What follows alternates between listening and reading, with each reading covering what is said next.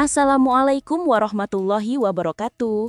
Sahabat beriman dan dirahmati Allah, tanyakan pada diri Anda, yang membuat Anda miskin itu sebenarnya dompet yang kosong atau kepala yang penuh dengan ketakutan dan kebencian? Bayangin gini, lu punya rumah mewah dengan jendela besar menghadap ke taman indah. Tapi anehnya, setiap pagi lu malah buka pintu belakang yang langsung nyambung ke tempat sampah. Aromanya asem, pemandangannya kusam, dan bikin lu malas ngapa-ngapain.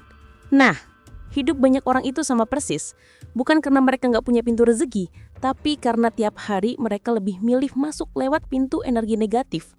Gue tahu lu pasti pernah ngerasain, bangun tidur badan masih lemas, pikiran udah mumet, terus ketemu orang nyebelin di jalan. Kerjaan numpuk, hati langsung kayak balon bocor. Dan lu mikir, ya udah deh, emang lagi sial. Padahal justru di situ pintu emas rezeki lagi ngetok. Gue kasih kata-kata sakral, energi negatif bukan musuh. Dia cuma guru nyembelin yang ngajarin lo cara buka ruang baru buat rezeki ngalir. Sekarang masalahnya gini, kita hidup di era yang super toksik. Sosial media tiap hari nyemburin iri, dengki, pamer gaya hidup palsu. Ekonomi bikin orang kejar-kejaran kayak tikus di labirin. Belum lagi lingkungan kerja yang penuh drama. Nggak heran kalau energi negatif jadi kayak udara. Ada di mana-mana, tinggal lo isup atau enggak. Dan lucunya, banyak orang justru bangga sama energi negatif mereka. Marah dibilang jujur, iri dibilang motivasi, overthinking dibilang visioner. Padahal kalau lu gali lebih dalam, energi negatif itu bukan sekedar mood buruk. Dia frekuensi rendah yang bikin sinyal rezeki lu ke semesta jadi no signal. Di sini, gua mau kasih lu perspektif brutal tapi elegan. Gimana caranya energi negatif yang lu anggap kutukan, justru bisa lo sulap jadi pintu gerbang kelimpahan.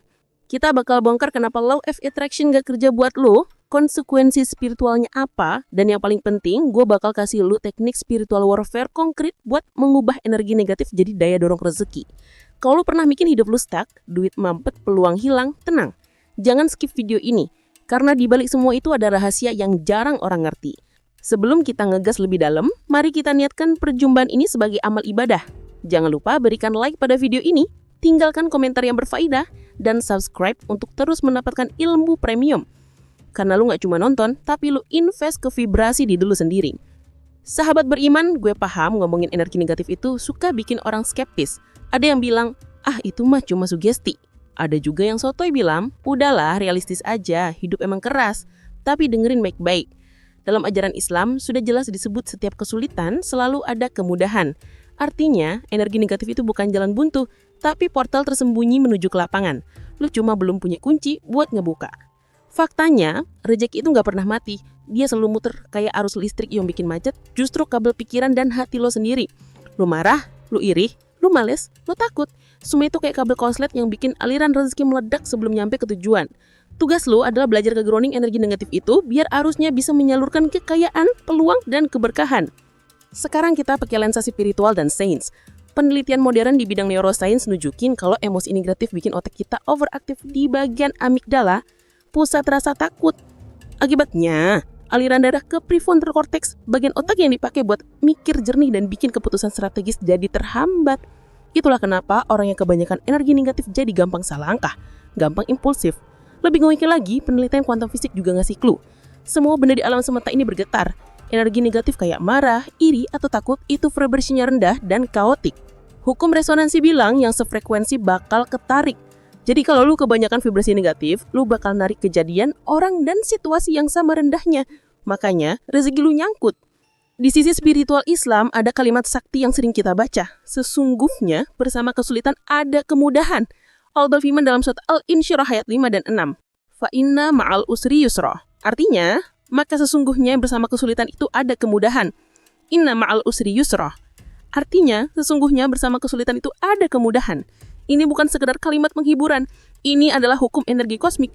Kesulitan itu wujud energi negatif, tapi bersamanya sudah Allah selipkan pintu kemudahan, alias energi positif yang bisa dilihat kalau hati lu jernih. Gelap bukan buat menakuti, tapi buat memunculkan cahaya bintang. Kalau ngerasa hidup lu gelap, itu tandanya cahaya rezeki lagi siap muncul asal lu mau belajar melihatnya. Dan ini juga ada benang merah dengan kearifan Nusantara. Leluhur itu paham tentang konsep angin jahat atau perada rendah yang bikin aliran hidup macet. Mereka juga punya konsep ilmu ikhlas, yaitu ilmu pasrah yang bukan berarti nyerah, tapi kemampuan mengubah rasa sakit jadi laku spiritual. Semua tradisi besar sepakat, energi negatif tidak bisa dihapus total, tapi bisa diolah, sama kayak sampah. Dia nggak hilang, tapi bisa lu daur ulang jadi kompos. Sekarang kita bedah pakai hukum ruang di semesta. Energi negatif itu makan space. Kalau hati lu penuh dengan marah, iri, atau dendam, maka nggak ada ruang buat rezeki matut. Rezeki itu butuh space. Kalau hati lu sempit, duit miliaran pun nggak ada rasanya. Energi negatif adalah musuh utama rezeki batin. Ada lagi hukum pantulan bayangan. Energi negatif lu nggak hilang, dia mantul balik dalam bentuk kejadian. Lu benci orang lain sukses, pantulannya lu makin jauh dari sukses. Ini hukum yang diam-diam bekerja tanpa lu bisa nego. Pikiran negatif itu juga kayak debit otomatis yang tiap hari narik tabungan jiwa lo tanpa lu sadari. Dan gobatnya, kalau rekening energi lo minus, rezeki nggak bakal mau mampir. Ini yang gue sebut teori ATM energi kosmik. Lu pengen tarik rezeki gede, tapi saldo energinya minus. Gimana mau cair kalau ATM lu kosong? Makanya jangan salah paham. Energi negatif itu bukan kesialan. Dia kayak hujan badai. Kalau lu bikin baju lu basah, lu bete. Tapi kalau lu ngerti, justru hujan itu bikin tanah subur, panen melimpah. Itu pilihan lu. Sahabat beriman, lu perlu tahu, energi negatif itu bukan cuma soal bete, marah, atau iri. Di dunia tak terlihat, dia berwujud kayak kabut hitam yang nempel di aura lu. Hati yang kotor disebut hati yang berkarat. Karat itu bukan bikin hati hilang, tapi bikin sinyalnya ke Allah terganggu. Doa nggak nyampe, rezeki nggak ngalir. Kita bedah sedikit soal trauma. Ada hukum jejak energi leluhur. Energi negatif yang lu bawa bukan selalu milik lu. Ada kalanya itu warisan. Trauma, kebencian, pola miskin bisa nempel turun-temurun kayak data di DNA spiritual.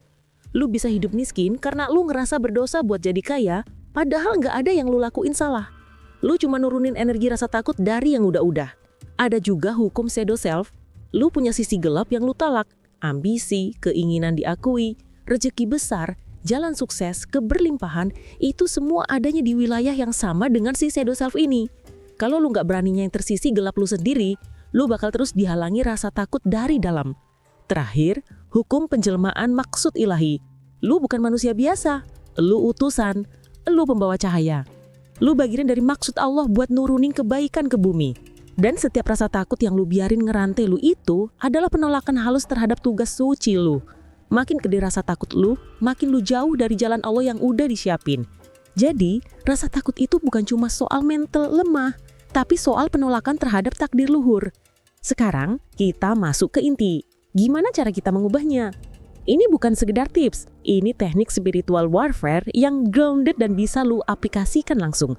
Pertama, sadari dan terima energi negatif. Banyak orang terlalu sibuk ngusir energi negatif. Langkah pertama bukan mengusir, tapi mengakui. Lu bilang ke diri lu, oke, gue lagi marah. Oke, gue lagi iri. Dengan begitu, lu jadi penonton bukan korban. Semakin lu lawan, semakin energi negatif itu kuat. Kedua, alih fungsi. Alih fungsi energi negatif. Itu kayak listrik DC yang liar. Lu butuh inverter buat ngubah jadi AC yang bisa dipakai. Marah, tulis semua unek-unek lu di kertas, terus bakar. Iri, catat hal yang bikin lu iri, terus bikin list apa yang bisa lu pelajari dari orang itu. Ubah rasa sakit jadi effort belajar. Ketiga, grounding dengan tubuh melepas ke bumi. Energi negatif sering ngendep di badan. Lu bisa grounding dengan teknik simple. Ambil waktu 5 menit, berdiri tanpa alas kaki di tanah atau lantai. Tarik napas dalam, buang pelan sambil niat melepas energi hitam ke bumi. Bayangin, energi negatif lu turun ke tanah, diserap bumi, diolah jadi sesuatu yang netral. Keempat, reframe pikiran, mencari pesan Allah. Allah tidak membebani seseorang, melainkan sesuai kemampuannya. Artinya, energi negatif apapun yang mampir, lu pasti punya kapasitas ngolah. Jadi, setiap kali lu ketemu masalah, tanya, pesan apa yang Allah titip lewat ini? Itu bikin lu geser perspektif dari korban jadi pembelajar. Kelima, vibrasi syukur. Syukur adalah vibrasi penerimaan, meyakini ada kebaikan yang terselip di balik kejadian buruk. Energi negatif kehilangan taringnya. Keenam, ritual spiritual visualisasi cahaya. Teknik sufi. Sebelum tidur, duduk tenang, pejam mata, bayangin semua kejadian negatif hari itu kumpul jadi bola hitam di depan dada lu. Terus lu bisikin doa, ya Allah, gue serahin ini semua padamu, ubah jadi cahaya rezeki. Bayangin bola itu pecah jadi cahaya emas yang masuk ke tubuh lu. Ketujuh, reprogram bawah sadar dengan afirmasi arah. Kalau lu iri, afirmasi yang benar, iri ini tanda gua punya potensi yang sama. Gue pilih pakai energi ini buat belajar dan maju. Dengan begitu, lu nggak menolak, tapi mengarahkan energi itu. Kedelapan, teknik energi gerak atau shaking. Kalau lu lagi stres parah, jangan diem aja.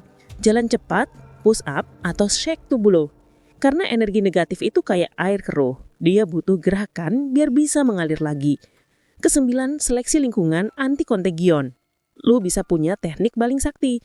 Tapi kalau tiap hari nongkrong sama orang yang hobinya ngeluh, lu bakal balik ke titik nol. Bikin batasan. Ganti konsumsi lu. Daripada scroll gosip, scroll ilmu. Ganti toxic people dengan orang yang bikin lu tertantang naik kelas. Kesepuluh, doa sebagai energi tertinggi. Override system. Doa itu kayak tombol override di sistem semesta. Bahkan kalau vibrasi lu lagi kacau, doa bisa ngereset frekuensi lu langsung. Minta tolong ke Allah pakai kalimat bocor, jujur, dan tanpa gaya. Sahabat beriman, gue kasih kata-kata sakral penutup. Energi negatif adalah surat undangan dari semesta. Kalau lu bisa jawab dengan benar, pintu rezeki kebuka. Kalau lu jawab dengan marah dan gedumel, pintunya ketutup makin dapat. Fakta paling kejam dalam hidup bukanlah kegagalan, tapi kebiasaan lu sendiri yang bikin lu terus gagal tanpa lu sadar. Lu bisa jadi manusia yang gak bisa dikalahkan. Karena setiap kali orang lain jatuh gara-gara energi negatif,